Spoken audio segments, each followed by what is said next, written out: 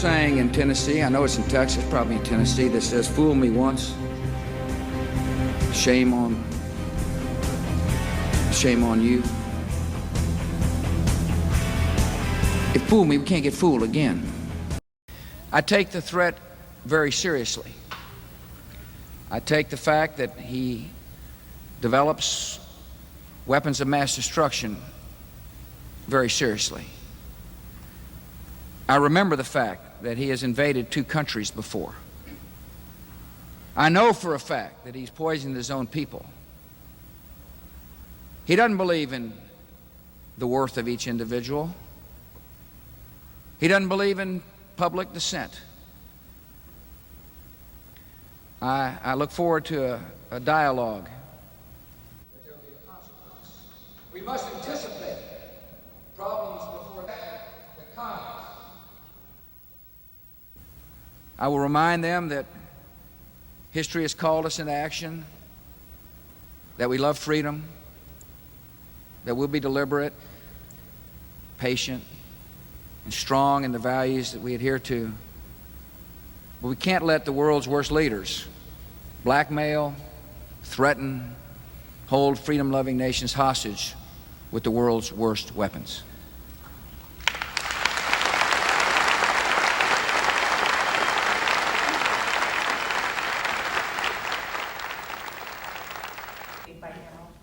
Yes. What's the outlook for pension reform right now?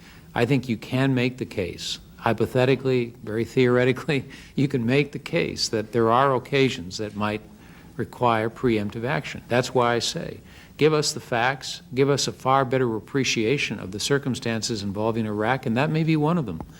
But that case has not been made so far. It refuses to be a victim of a nuclear holocaust perpetrated by the Iranian regime. Now, as Prime Minister, I've made it clear time and again, Israel will never allow those who call for our annihilation to develop the means to achieve that goal. Tonight, Israel backs those words with action.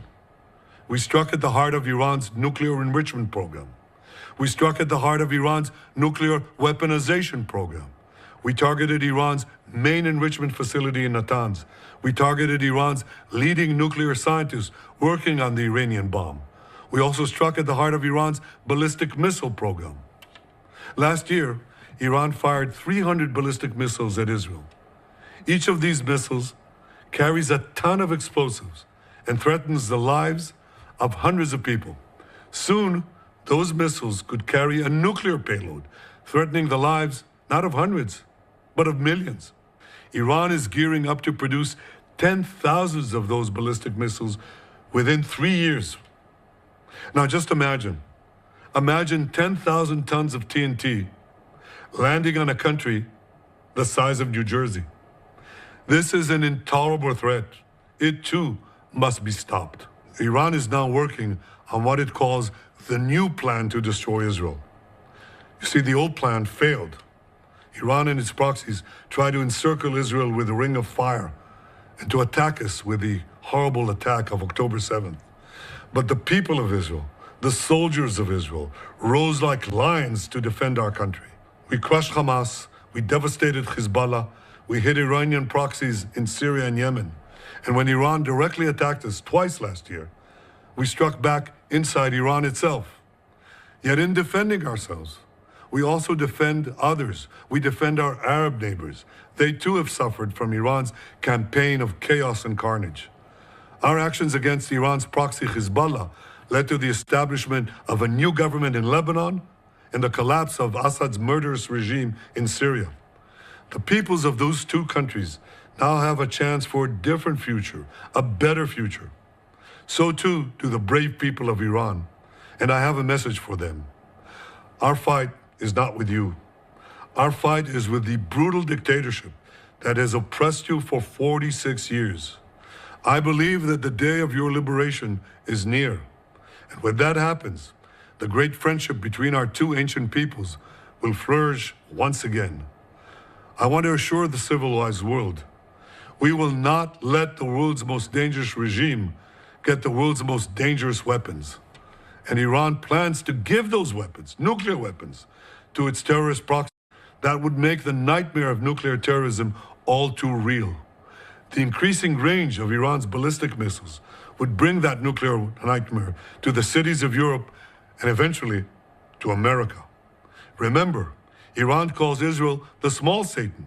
It calls America the great Satan.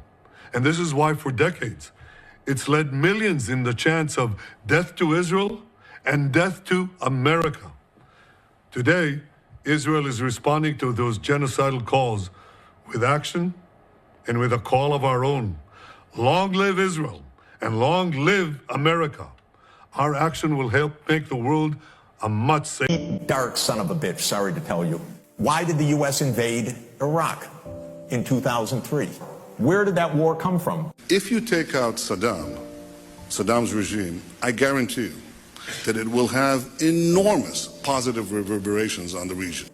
Well, first of all, it was completely phony pretenses. It wasn't, oh, we were so wrong, they didn't have weapons of mass destruction.